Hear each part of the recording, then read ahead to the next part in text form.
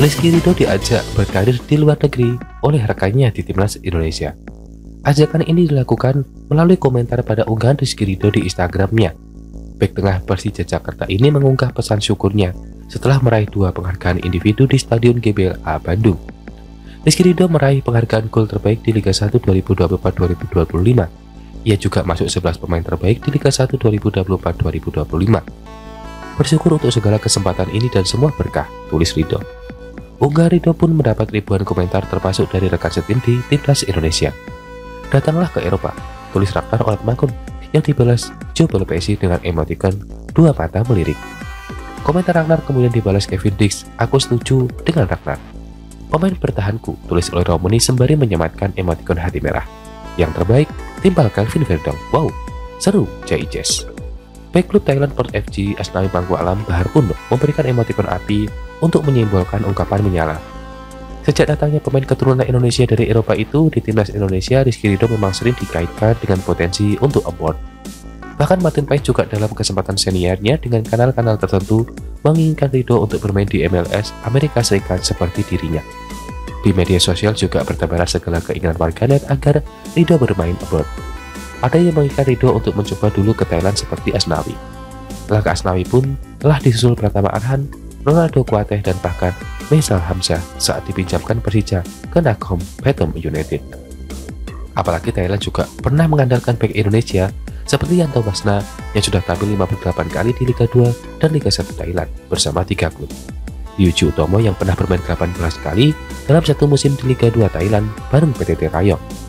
Bahkan Pratama Arhan yang baru bergabung dengan True Bangkok United pada paruh akhir musim sudah bermain 11 kali di Thai League One. Selain ke Thailand juga Ridho diharapkan warganet dapat dipertimbangkan oleh klub-klub di Eropa yang dimiliki pengusaha Indonesia seperti Como di Liga Italia Serie A, Oxford United di Liga Inggris Championship Division, hingga FC Feyenoord di Liga Belgia Jupiler Pro. Menarik ditunggu, apakah ajakan Ragnar Oratmangun untuk ke Eropa akan diterima bek 23 tahun, memilih 47 cap dan 4 gol untuk timnas Indonesia ini. Adapun kontrak Ridho dengan Persija masih berlaku hingga pertengahan tahun 2026 mendatang.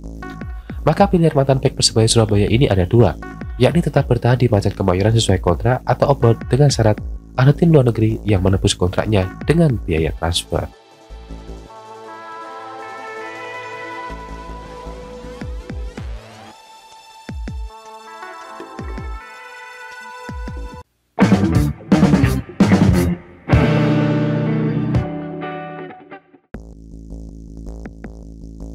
Timnas Indonesia asuhan Patrick Kluivert agar bisa sedikit tersenyum karena punya peluang untuk meraih 2 kemenangan di 2 laga terakhir kualifikasi Piala Dunia 2026 zona Asia.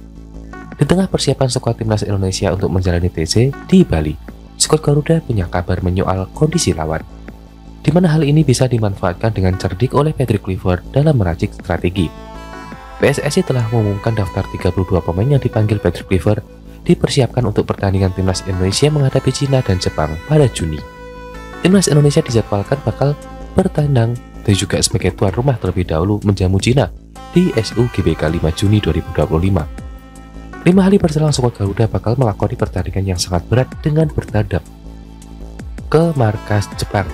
Ya, lebih tepatnya tanggal 10 Juni 2025. Dalam daftar 32 pemain dipanggil pelatih asal Belanda itu, sebagian besar merupakan nama-nama andalan saat tim Garuda berhasil mengalahkan Bahrain seperti oleh Romani Caices dan Tom Haye.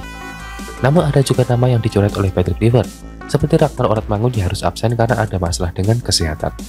Kendati demikian, mantan bintang Barcelona itu memanggil wajah-wajah baru atau pemain lama yang akhirnya comeback, seperti Asnawi Mangku Alam, Stefano Lillipali, Yance Sayuri, Yakob Sayuri, dan Septian Bagaskara.